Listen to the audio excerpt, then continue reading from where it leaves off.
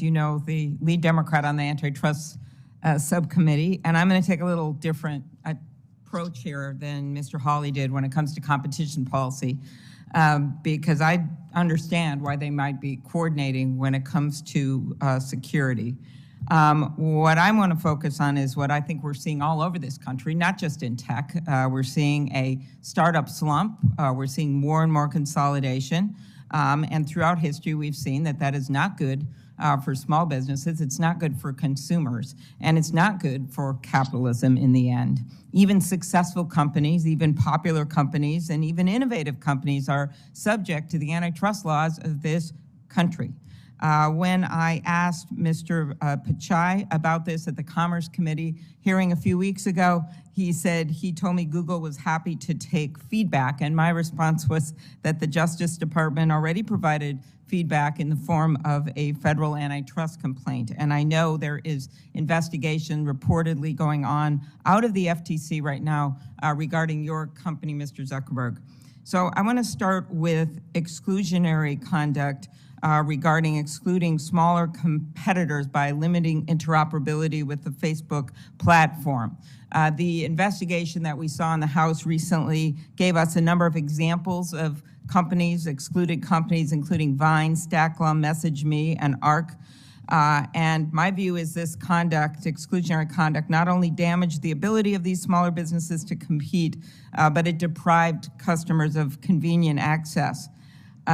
You're one of the most successful companies, biggest companies in the world, Mr. Zuckerberg, Facebook. Do you think that this is fair competition or not with regard to the interoperability and how you've conducted yourself with these other companies? Senator, I'm generally strongly in favor of interoperability and building platform and API access for companies to be able to access. That's why we built the Facebook platform in 2007. Some of the policies that you mentioned, I think came about because what we were seeing was not necessarily startups, but larger competitors like Google and some of our Chinese rivals from trying to access our systems in order to use their scale to compete with us better. And it just felt to us like at the time that wasn't the intent of what we were trying to enable. Okay, well, we may have a non-Chinese example here. I just want to know, I know that maybe we could hear from Mr. Dorsey, and I have concerns about Facebook's treatment of Twitter's subsidiary Vine. It's my understanding is that once Facebook recognized Vine as a competitor after Twitter acquired it in 2013, it cut off Vine's ability to interoperate with Facebook so that Vine users couldn't upload their videos to Facebook. And then I think that Twitter shut down Vine in 2016. Mr. Dorsey, could you tell me about the actual impact of Facebook's actions on Vine's business, on Vine's ability to compete, and on your decision to shut down the service? And I know you're not a Chinese company. Well, I don't know about the intent on the other side, but I know our own experience was we found it extremely challenging to compete with Vine, and ultimately decided that the ball moved past us and we shut it down. Again, I don't know the specifics and the tactics and what was done, but we did find a very, very challenging market to enter, even though we existed prior to some of our peers doing the same thing. Okay, I'm going to move to something else quickly. Instagram and WhatsApp. We've have some released internal Facebook emails in which you, Mr. Zuckerberg, wrote that Instagram was nascent, and if they grow to a large scale, they could be very disruptive to us. And in a later email, you confirmed that one of the purposes of Facebook acquiring Instagram would be to neutralize a competitor. You wrote those emails that were mentioned in that House report. Is that right, Mr. Zuckerberg? Senator, I believe so. And I've always distinguished between two things, though. One is that we had some competition with Instagram in the growing space of kind of camera apps and photo sharing apps. But at the time, I don't think we or anyone else viewed Instagram as a competitor, as a kind of large multi-purpose social platform. In fact, people at the time kind of mocked our acquisition because they thought that we dramatically spent more money than we should have to acquire something that was viewed as primarily a camera and photo sharing app at the time. Okay, well, So I mean, here's think the it's issue. important So to we don't know how it would have done. And when we look at your emails, it kind of leads us down this road as well with WhatsApp, that part of the purchase of these nascent competitors is to, I'll use the words of FTC Chairman Joe Simons, who just said last week, a monopolist can squash a nascent competitor by buying it, not just by targeting it with anti-competitive activity.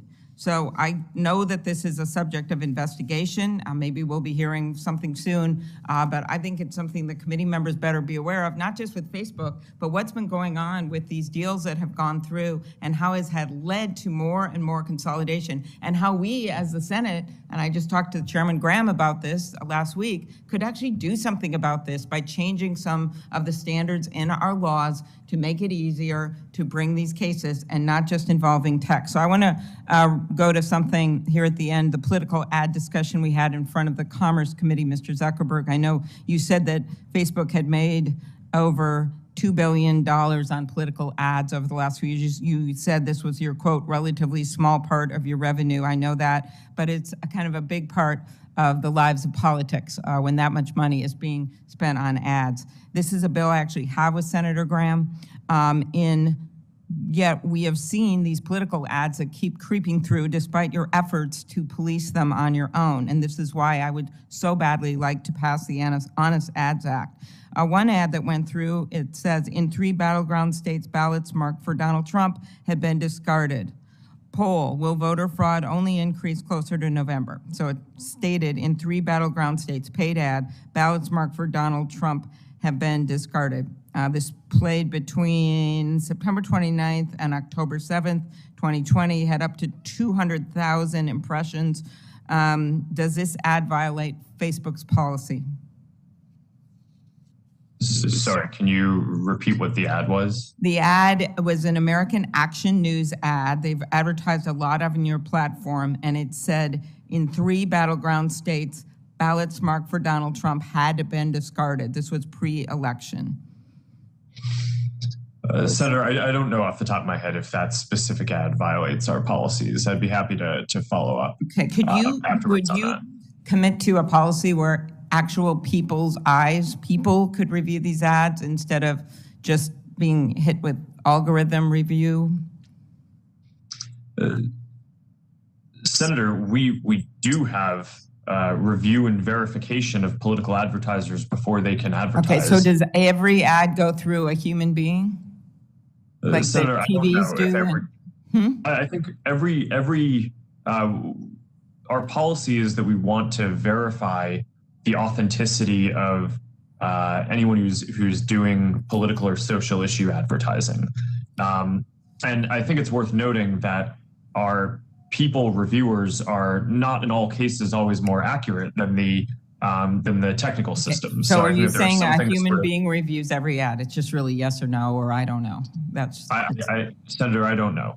Okay. I don't think so. Well, we'll follow up then in the written. And then you brought this cease and desist order against NYU for publishing a report that noting over the last 2 years, Facebook has not properly labeled approximately 37 million in political ads.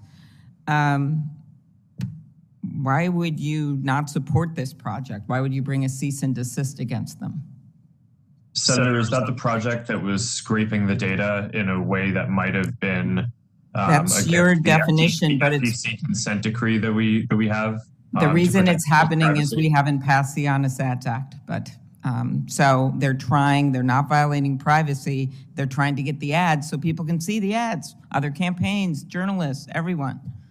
Senator, you know that I support the Honest Ads Act and agree that we should have that passed, and even before that, that we've implemented it across our systems. But I think in the case that you're referring to, that project was scraping data in a way that we had agreed in our FTC consent decree around privacy that we would not allow. So we have to follow up on that. And make sure that we take steps to stop that violation. Okay, last, Mr. Dorsey, do you think there should be more transparency with algorithms as part of this is not just, and I'm off of the ads now, I'm on just generically. Part of this is that people don't know how this data is going across the systems and across the platforms, and people basically are buying access, has been my impression. So that even if you say, like, what's the news in the last 24 hours, old stuff comes up, something's gone awry from the beginnings of this. Would it be helpful, do you think, if there was more transparency with algorithms? I do think it would be helpful, but it's technically very, very challenging to enforce that. I think a better option is providing more choice to be able to turn off the algorithms or choose a different algorithm so that people can see how it affects one's experience. Okay, thank you. And I ask that both of you look at the bill that Senator Kennedy and I have, the Journalism Competition and Preservation Act, to help the content providers negotiate with digital platforms. Thank you. Thank you. Senator Tillis.